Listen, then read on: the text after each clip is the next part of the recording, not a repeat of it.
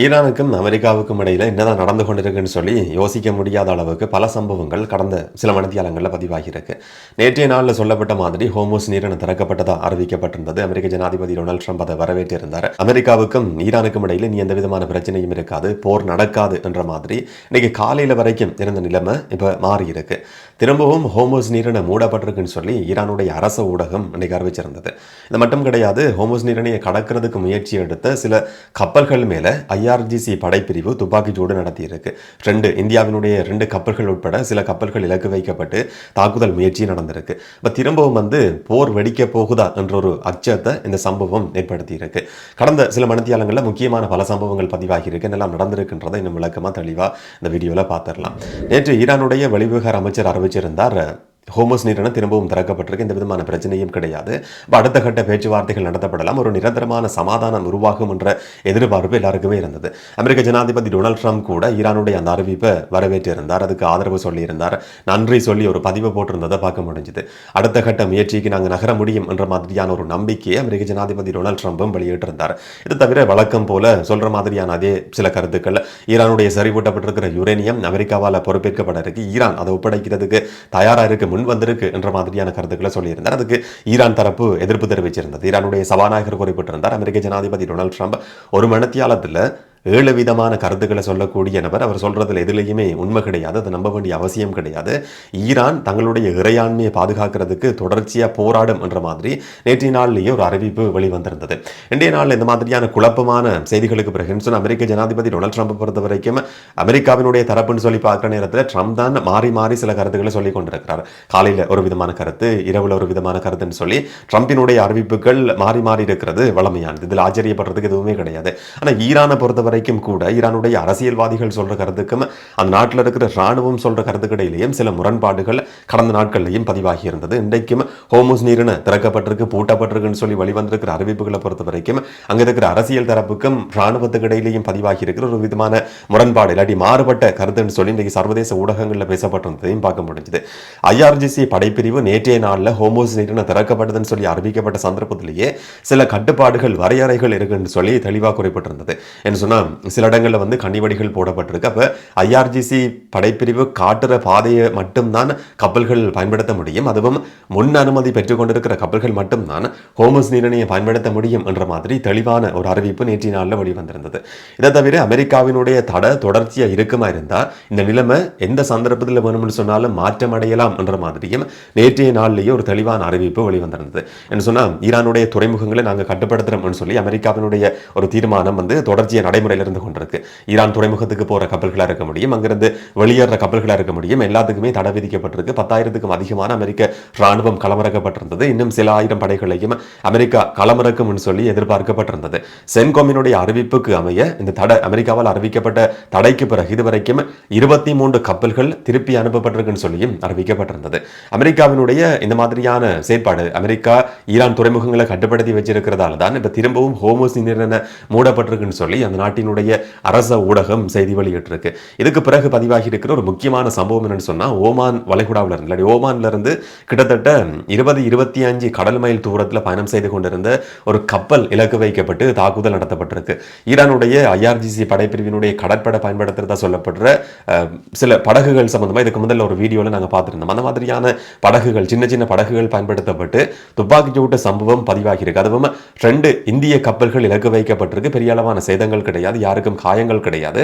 ஆனா அந்த ஹோமோஸ் நீரிணையை கடக்கிறதுக்கு முயற்சி எடுத்த கப்பல்கள் மேல நடத்தப்பட்டிருக்கிற ஒரு தாக்குதல் சம்பவமா இது பதிவாகி இருந்தது. அதுக்கு பிறகு இன்னும் சில கப்பல்களும் திருப்பி அனுப்பப்பட்டிருக்கு. இதுவரைக்கும் முற்றுமுழுதா மூடப்பட்டிருக்கு என்றதுதான் கடைசியா வெளிவந்திருக்கிற அறிவிப்பு.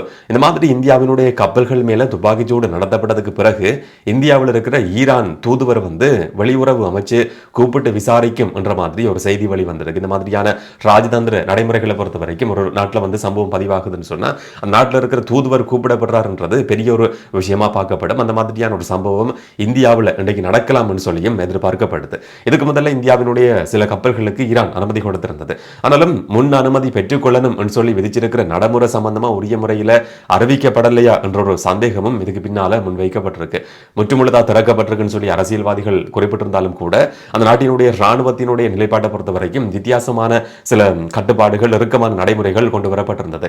இது சம்பந்தமான முறையான அறிவிப்பு உரிய தரப்புகளை போய் சேராததால தான் இந்த மாதிரியான கப்பல்கள் மேல தாக்குதல் முயற்சி நடந்திருக்கு என்ற மாதிரியும் சில இடங்களில் சொல்லப்பட்டிருந்ததை பார்க்க முடியுது. அப்படியா இருந்தாலும் ஹோமஸ் நீரிணை முற்றுமுழுதா திரும்பவும் மூடப்பட்டிருக்கு என்றதை அந்த நாட்டினுடைய அரச ஊடகம் இன்னைக்கு உறுதி செய்திருக்கு.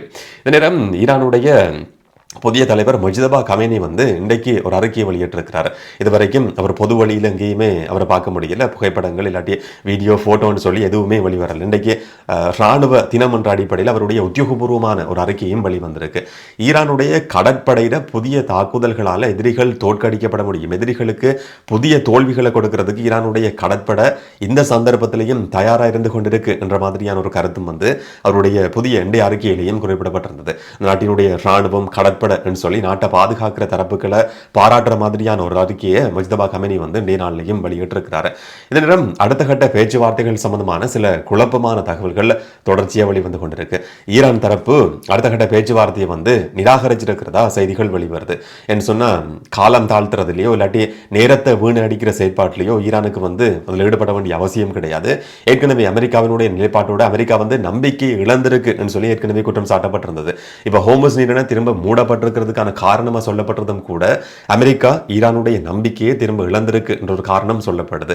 அப்படியான ஒரு பின்புலத்தில் இந்த மாதிரியான பேச்சுவார்த்தையில திரும்ப கலந்து கொள்ள போறது கிடையாது என்று சொல்லி அந்த நாட்டினுடைய ஒரு ஊடகத்துக்கு பேச்சுவார்த்தையில கலந்து கொள்ற சில முக்கியமான நபர்கள் சொல்லி இருக்கிறதாவும் பேர் குறிப்பிடப்படாத நபர்களை மேற்கோள் காட்டி சில செய்திகள் வெளிவந்திருக்கு. ஆனால் பாகிஸ்தான் மிக தீவிரமான முயற்சியில தொடர்ச்சியாக ஈடுபட்டு வருது. பாகிஸ்தானுடைய ராணுவ தளபதி ஃபீல்டு மார்ஷல் அசீம் முனீர் தெஹ்ரானுக்கு பயணம் செய்திருந்தவர். 3 நாள் பயணம் நடந்தது.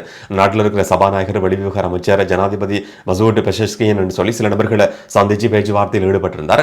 3 நாள் பேச்சுவார்த்தைக்கு பிறகு பாகிஸ்தானுடைய இந்த பேச்சுவார்த்தையில் மத்தியஸ்தத்திலிருந்து செயல்பட்டுக் கொண்டிருக்கிற இந்த பேச்சுவார்த்தையில் மிக முக்கியமான ஒரு நபராக இருக்கிற ஃபீல்டு மார்ஷல் அசீம் முனீர் தன்னுடைய பயணத்தை நிறைவு செய்து கொண்டு இப்போ பாகிஸ்தானுக்கு திரும்பி இருக்கிறார் என்று சொல்லப்படுது.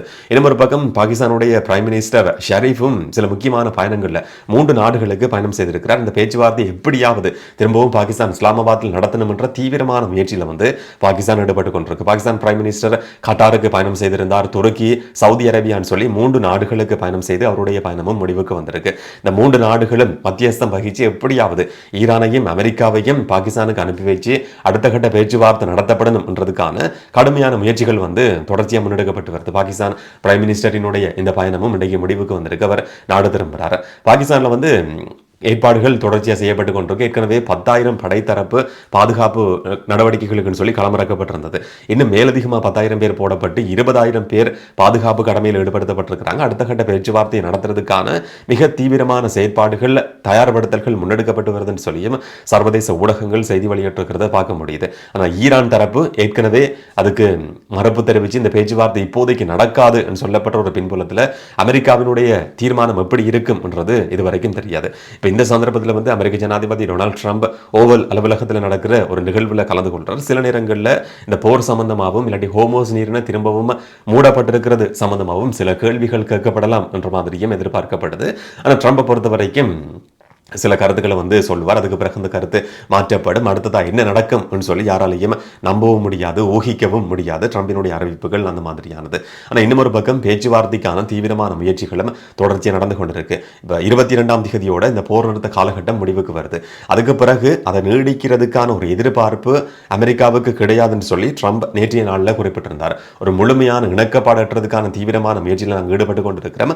ஆனாலும் இப்போ ஹோமஸ் நீரிணையை மூடப்பட்டிருக்கிறதால ட்ரம்பின் அறிவிப்பின்படி திரும்ப சில நேரங்களில் போர் நிறுத்த காலகட்டம் சொல்லி அறிவிக்கப்பட்டிருக்கிற 22ஆம் தேதியோட அது முடிவுக்கு வருது. அப்ப அதுக்கு பிறகு திரும்பவும் ஒரு மோதல் வெடிக்குமா என்ற மாதிரியான சந்தேகத்தை இப்ப இன்றைக்கு உருவாகி இருக்கிற நிலைமன்றது தோற்றுவிச்சிருக்கு.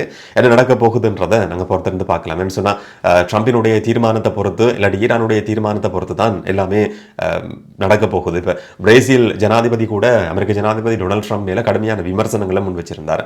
இந்த மாதிரியான ஒரு ஜனாதிபதி இருக்கிற காலகட்டத்தில் எப்படி வாழ முடியும்? காலையிலையும் எழும்புற நேரத்திலையும் இரவுல நிதிரைக்கு போற நேரத்திலையும் உலகத்துக்கு அச்சுறுத்தல் விடுக்கிற ஒரு ஜனாதிபதியா, உலகமே அழிய போகுதுன்ற மாதிரி அச்சுறுத்தல் விடுக்கிற ஒரு ஜனாதிபதியா டொனால்ட் ட்ரம்ப் இருந்து கொண்டிருக்கிறார் என்ற மாதிரி பிரேசில் ஜனாதிபதி லூயிஸ் இன்னைக்கு விமர்சிச்சிருந்ததையும் பார்க்க முடிஞ்சது.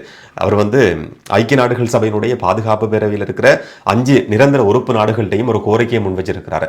மத்திய கிழக்கு நாடுகள் உருவாகி இருக்கிற பதற்றத்தை தணிக்கிறதுக்கான ஒரு தீர்மானத்துக்கு ஐக்கிய நாடுகள் சபையினுடைய பாதுகாப்பு பேரவையில் இருக்கிற 5 முக்கியமான நிரந்தர உறுப்பு நாடுகளும் முன்வரணும் என்ற மாதிரி ஒரு கோரிக்கையும் முன்வைக்கப்பட்டிருந்தது. ட்ரம்ப் மேல கடுமையான விமர்சனங்களும் தொடர்ச்சியாக முன்வைக்கப்பட்டு வருது. இன்றைக்கு நடத்தப்பட்டிருக்கிற தாக்குதலுக்கு பிறகு ஹோர்முஸ் நீரிணை திரும்பவும் மூடப்பட்டிருக்கிறதுக்கு பிறகு அமெரிக்காவினுடைய தீர்மானம் இல்லாட்டி பதிலடி எப்படி இருக்கும் என்றதை பொறுத்து தான் உலகத்தினுடைய எதிர்காலமே தீர்மானிக்கப்பட இருக்குன்னு சொல்லியும் சொல்ல முடியும். என்ன நடக்க போகுதுன்றதை நாங்கள் பொறுத்திருந்து பார்க்கலாம். ஒரு நிம்மதி பெருமூச்சு விட்டிருந்த எல்லாருக்குமே திரும்பவும் போர் வெடிக்க போகுதா, இல்லாட்டி ஹோர்முஸ் நீரிணை மூடப்பட்டிருக்கிறதால உலக பொருளாதாரம் திரும்பவும் முடங்க போகுதான்ற மாதிரியான ஒரு பதற்றமான சூழலை இந்த சம்பவம் உருவாக்கி இருக்கு. என்ன நடக்க போகுதுன்றதை நாங்கள் பொறுத்திருந்து பார்க்கலாம். இதை பற்றி நீங்கள் என்ன நினைக்கிறீங்கன்றதை கமெண்ட்ல சொல்லுங்கள். இன்னும் ஒரு வீடியோவில் இன்னொரு தகவலோட சந்திக்கலாம். வணக்கம்.